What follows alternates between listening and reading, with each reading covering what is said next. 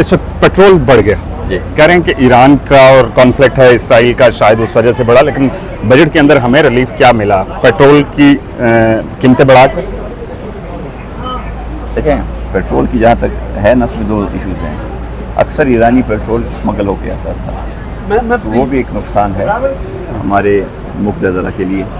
दूसरी बात ये है कि ये इम्पैक्ट जो है और किसी पे नहीं पड़ेगा, ये आम आदमी पे पड़ेगा। ये है, अभी बात की है, आप ज़रा एक सेंस ले लें कि एक 800 सीसी की आल्टो की खरीदारी की कीमत बढ़ गई है और एक 4-5 करोड़ की लैंड क्रूज़र की कीमतों में जो है वो कम हो गई हैं। तो इससे आप क्या अखज़ करते हैं? इस बजट से अशराफिया को फ़ायदा हुआ है, क्या कहते हैं? आयरनी ये है कि हर हुकूमत में कोई ना कोई अशराफिया का हमारे सियासतदानों के साथ ताल्लुक़ होता है। किसी का इंडस्ट्रियलिस्ट के साथ होता है, किसी का लैंड लॉर्ड्स के साथ होता है, किसी का सनतकारों के साथ होता है, किसी का और इन्वेस्टर्स के साथ होता है। प्रॉपर्टी वाले तो आपको पता है उनको काफ़ी ज़्यादा हैं। तो उन्हीं यारी दोस्ती में जो है फेवर्स वहाँ मिलते हैं। वरना आप देखें ना, सैलरी क्लास का टैक्स देखें और आपका जो हायर इनकम का टैक्स। हाँ, ताजरों ने 53 अरब के करीब टैक्स दिया और 600 अरब सैलरी क्लास ने लोगों ने टैक्स दिया। पाकिस्तान के अंदर एक मैकेनिज्म क्या बनाने की ज़रूरत है कि ये ऑटोमेटिक डिजिटलाइजेशन हो टैक्स की?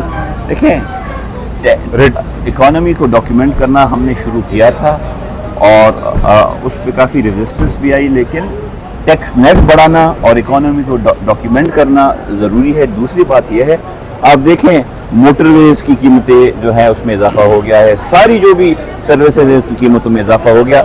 आयरनी ये है नहीं, आयरनी ये है हर जगह टैक्सेस होते हैं, लेकिन वो टैक्सेस लगते भी हैं, लोगों को टैक्स रिलीफ भी मिलता है, लोगों को सर्विसेज भी मिलते हैं। हमारे यहाँ लॉपसाइडेड है, टैक्सेस लगते हैं और लोगों को रिलीफ नहीं मिलता। इसीलिए एक इम्पॉर्टेंट चीज़ और भी है, टैक्स फैसिलिटेशन के ऊपर जोर डालना चाहिए कि ये टैक्स देना सिंपल हो जाए, आसान हो जाए। हमने ऐसा उसको मुश्किल रखा हुआ है कि जी टैक्स देना कोई बहुत बड़ा कोई चैलेंज है, और टैक्स जो है ना वो बहुत से मुल्कों में तो वॉलंटरी होता है कि जी ये है आपका टैक्स, इसमें आप कितना देंगे वगैरह वगैरह। तो हमने इन चीज़ों को इतना आम आदमी के लिए बल्कि हर किसी के लिए मुश्किल बना दिया है, बजाय इसके कि हमारा टैक्स नेट बढ़े, वो सिकुड़ रहा है।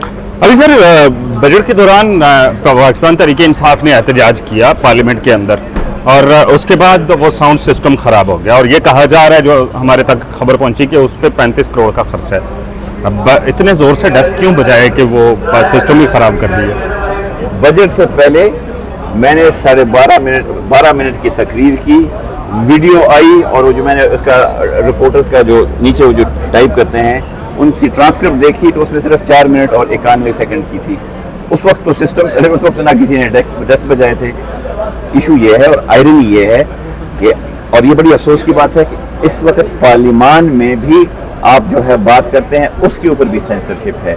यहाँ से हमारी वीडियोस जाती हैं एक इदारे के पास, वहाँ 17, 18 और 19 ग्रेड के अफसरान डिसाइड करते हैं कि क्या छपना चाहिए, शाया होना चाहिए और ना या नहीं होना चाहिए। तो फिर ये लाखों हज़ारों वोट लेकर आप लोग इस ऐवान के अंदर आए, वो कहाँ, उसका तकद्दुस कहाँ गया? जिन लोगों ने उन लोगों की पुष्ट बनाई की जिन्होंने लाखों करोड़ों वोट ना गिने और हारे लोगों को जो है वो इक़्तिदार में ले आए, उनसे ये सवाल पूछे, बिकॉज वो सहूलतकार है और ये जो जमहूरियत इस वक्त घुटन क्या खात्मे का शिकार है, वो उसके ज़िम्मेदार, वो भी उनके बड़े ज़िम्मेदार हैं। सो ये सवाल जो है उनसे पूछना चाहिए जो उन्होंने सहूलतकारी करके। जमहूरियत से याद आया, पाकिस्तान पीपल्स पार्टी जमहूरियत की बड़ी दावेदार है और बजट पेश हो गया और बजट के बाद अब कह रहे हैं कि हमने एहतजाज करना है, तो क्या आपको लगता है कि वो एहतजाज करेंगे?